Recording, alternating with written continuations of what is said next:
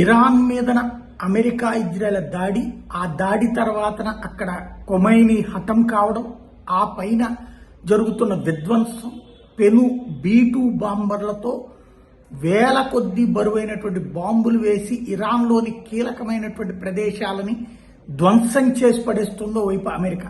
అదే సందర్భంలో అమెరికాకి సంబంధించినటువంటి యుద్ధ విమానాన్ని ధ్వంసం చేసి, యుద్ధ నౌకల్ని ధ్వంసం చేసి పెను బీభత్సం సృష్టిస్తోంది ఇరాన్.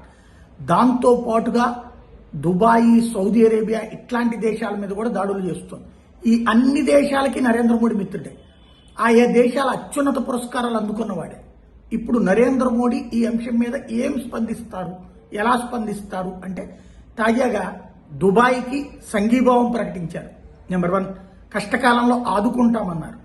నెంబర్ 2, నెంబర్ 3 వచ్చేటప్పటికి ఇరాన్ అమెరికాల మధ్య చర్చలు జరగాలి, ఇరాన్ ఇజ్రాయెల్ మధ్య చర్చలు జరగాలి, చర్చల ద్వారా సమస్య పరిష్కరించుకోవాలి, యుద్ధం ద్వారా పరిష్కారం కాదు అని తేల్చి చెప్పారు.